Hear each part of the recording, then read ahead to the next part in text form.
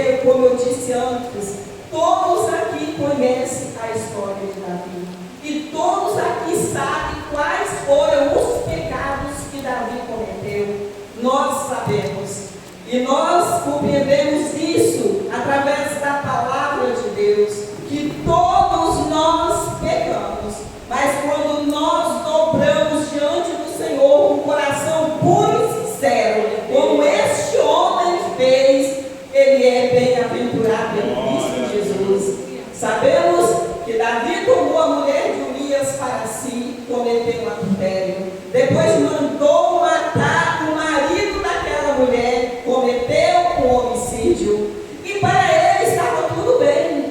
Tudo que ele planejou não funcionou como ele queria, porque em tudo Deus tem um propósito. E nós sabemos o que Davi fez, né? Mandou chamar Batseba, quando o pessoal foi para a guerra, todo mundo conhece a história, e Davi ficou em Jerusalém. E diz a palavra que quando ele passeava no seu terraço do palácio, ele contemplou a mulher de Urias e trouxe para si aquela mulher que não era dele. E ele deitou com aquela mulher, ela engravidou, ele mandou matar o marido da mulher para que a gravidez não fosse revelada. E me chama a atenção, irmãos, nesta palavra é que podemos ver como Urias foi sincero com Davi.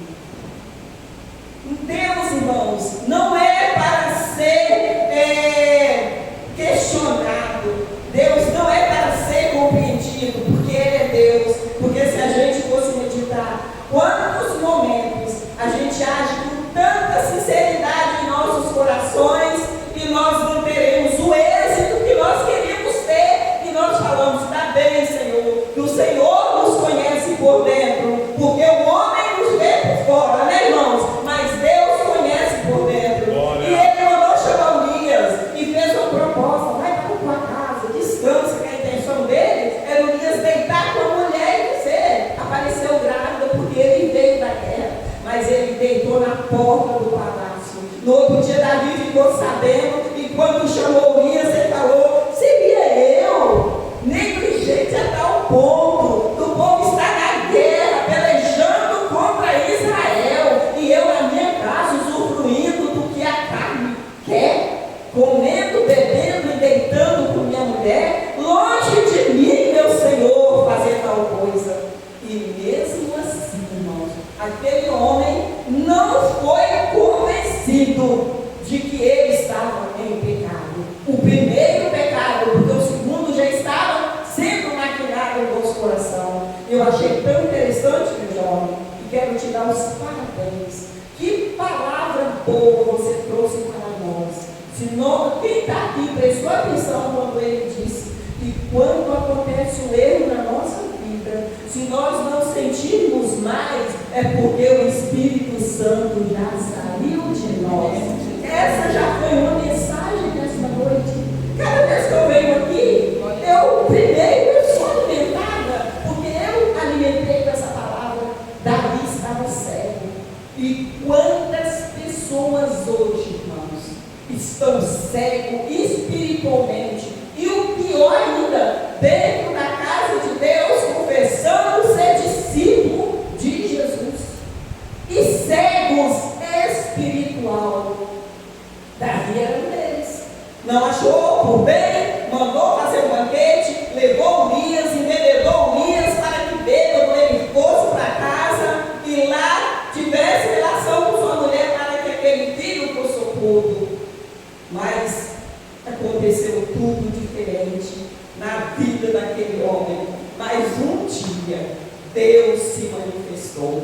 E eu quero dizer para os nossos irmãos, para mim mesmo, que não tem nada oculto que um dia não vem a ser revelado. E vem, irmãos. E que Deus tenha misericórdia de nós e que ainda usa de compaixão e que nos revela mesmo. Se é para ganharmos o céu, é necessário que haja isso em nós. E Deus um dia disse, quando Davi mandou matar Urias na frente da batalha, chegou Joabe comemorando uma vitória e disse: tudo foi como você planejou. Só que era como o homem planejou, porque os planos de Deus eram outros para eles. E um dia estava Davi na sua casa, e Deus usou o profeta Natan, e chegou diante do rei, e já chegou contando uma história. Os irmãos conhecem a história, mas ele já chegou contando a história. Tinha um homem pobre e um homem rico. Chegou um viajante, e o homem rico não serviu, e o pobre tomou a sua única ovelha, matou e serviu. E aí Davi olhou para ele e disse assim: digno é de morte o homem que fez isso, e será cobrado deste homem 4 vezes mais.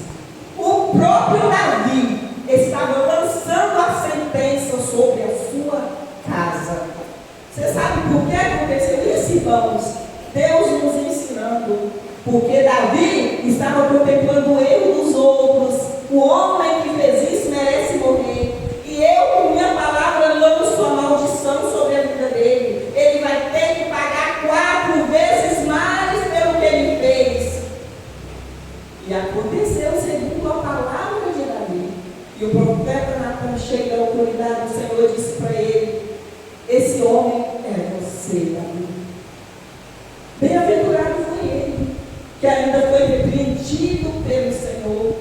E quantos de nós, irmãos, essa palavra é para nós, olhamos os outros, e que Deus há de ter misericórdia de nós, e levantar uma palavra nessa noite que nos traz uma reflexão para que nós pensamos: Deus me revela, Deus fala comigo, Deus, para que eu não venha perder o que o Senhor me deu por herança, que é a vida eterna, através da morte de Jesus no Calvário. Nós já recebemos a nossa herança, e nós não podemos perder não, irmãos. Quantos aí correm atrás de herança, de bens materiais, de fortunas e mais fortuna? Mas nós somos um povo mais privilegiado, porque nós temos uma herança que ninguém tem, senão for lavado e comprado, remido pelo sangue de Jesus Cristo. E quando Natan falou com Davi que era ele caiu de joelho. Mas aí Deus deu também a sentença: é, Davi, o que você fez no oculto será feito sobre o telhado diante de todo Israel. Irmãos, para quem não conhece a Deus, o pecado está aí, o mundo jaz no maligno. Mas a partir do momento que nós conhecemos a Deus, a coisa muda de história. Porque se Davi não fosse um homem chamado segundo o coração de Deus, ele não teria uma sentença como essa. Era fácil, era só aceitar o Deus de Israel e estava resolvido, irmãos. Mas não, Davi caiu de joelho, mas a sentença veio: você, porém, não morrerás. Você será perdoado, e Deus perdoou. O nosso Deus é misericordioso. Quando ele começa o salmo aqui, já confessando o seu pecado, ele já chega diante de Deus assim: tem misericórdia de mim, ó Deus, segundo a tua benignidade, porque tu és rico em misericórdia. E é verdade, as misericórdias do Senhor são a causa de nós não sermos consumidos. Irmão, o ser humano já nasce assim. O próprio Davi, no Salmo 51, ele diz: eu em pecado fui formado. E é verdade, a nossa natureza é uma natureza caída, mas nós temos um Jesus para tornar o velho homem em uma nova criatura, tornando em nós uma nova natureza em Cristo Jesus.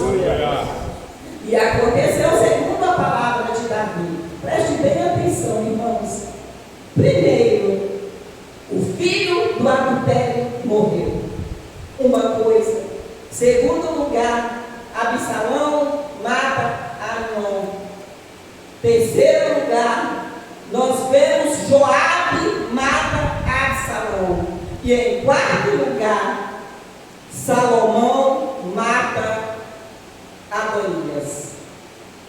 As 4 maldições. Que esse homem seja castigado 4 vezes pelo que ele cometeu. Irmãos, a palavra de Deus se cumpre. A palavra de Deus não volta.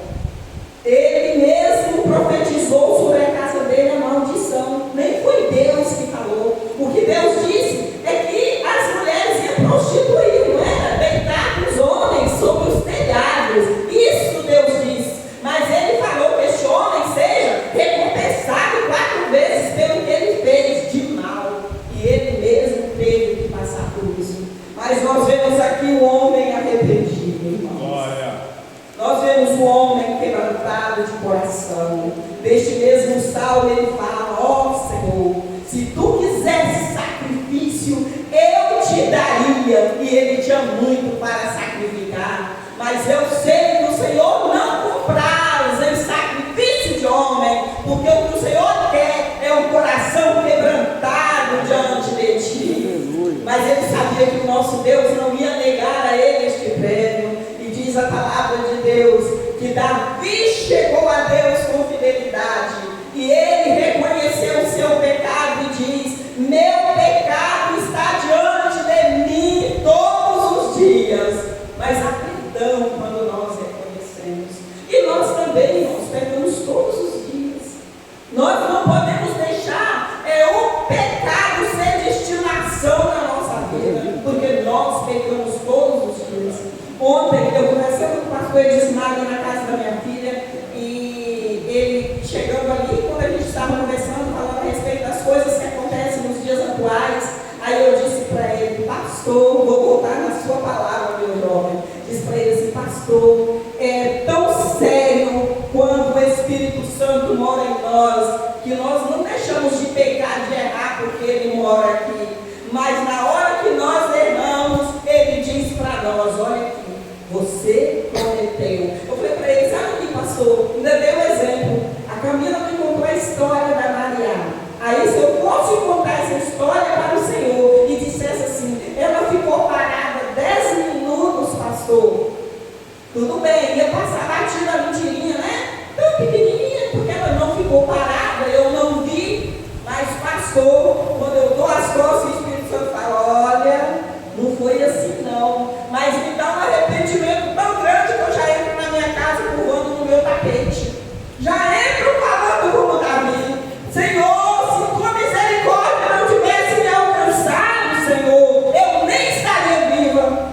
Como era no tempo da lei, que o que pecava morria, segundo o descumprimento da lei. Mas hoje nós temos um Deus tão gracioso que nós erramos. Mas quando o Espírito Santo fala assim: não foi para isso que eu te chamei, não foi para isso que eu morri por ti no Calvário, foi para que você tivesse uma vida eterna com o Senhor. E nós louvamos a Deus, porque o nosso Deus vive, e o nosso Deus nos alerta todos os dias da nossa vida, dizendo: eu tenho um céu para você. Glória a Deus. E nós louvamos o Senhor por isso. E aí o salmista diz para o Senhor: Senhor, uma coisa eu te peço, torna a dar-me a alegria da tua salvação. A partir daquele momento, ele tinha perdido a alegria de estar na presença do Senhor. Ele tinha perdido. Eu não sei se ele sentia vergonha do que ele fez perante Deus, porque às vezes, irmãos, quando acontece alguma coisa comigo que eu sei que não é do caráter cristão, eu sinto vergonha de Deus. E eu falo com ele, eu falo: Senhor, eu estou com vergonha. Eu estou com vergonha de ti. Um exemplo, irmãos, um dia o Tiago botou os documentos e o celular em cima do meu carro. Enquanto eu saí, esses documentos e o celular caiu em frente ao policlínico. Eu já tinha dado um quarteirão, caiu os documentos e o celular. Quando eu estou chegando no Pilates, a Camila me viu, ou o Tiago, não sei qual foi dos dois: mãe, a senhora viu, ou você viu só os documentos do meu carro? Eu deixei em cima do seu. Eu falei: ô Tiago, não vi, naquela hora o mundo desmontou. Que todos sabem, ele é advogado, ele lida. Que nós temos um Deus que nos vê todos os momentos. E naquele dia eu não tinha orado. Como na hora que eu soube que os documentos tinham perdido, agora era a hora de eu chegar aí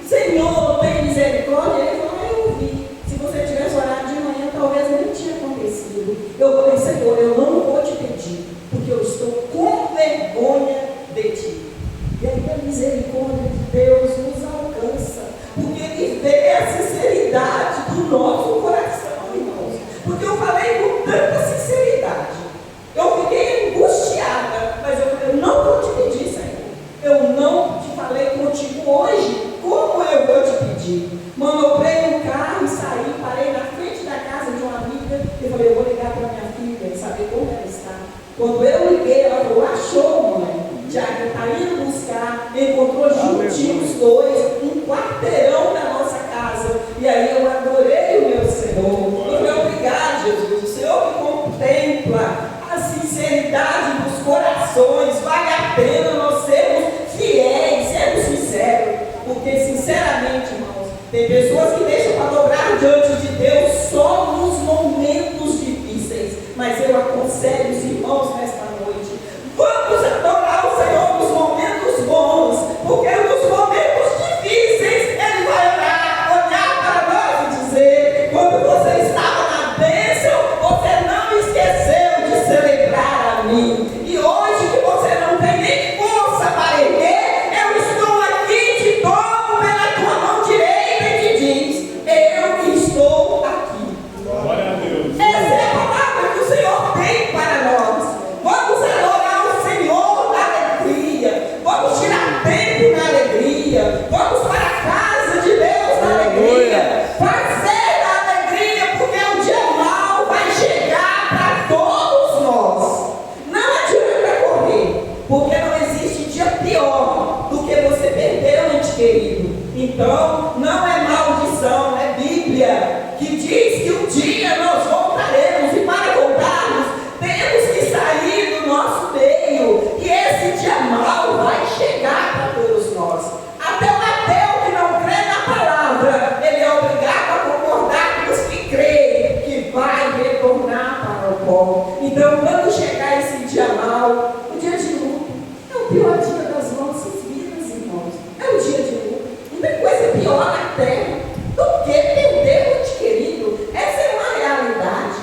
É a dor da saudade, é consequência do pecado. O pecado dói, mas temos Jesus com bálsamo para passar sobre nós e tirar a dor. Aí vem o Espírito Santo, nos consola e passa alguns dias, nós fazemos com uma bombeira, nós levantamos e contamos vitória, porque nós temos um Deus. E Davi pegou e entristeceu, mas neste salmo aponta para nós dizendo, torna-me a alegria da tua salvação.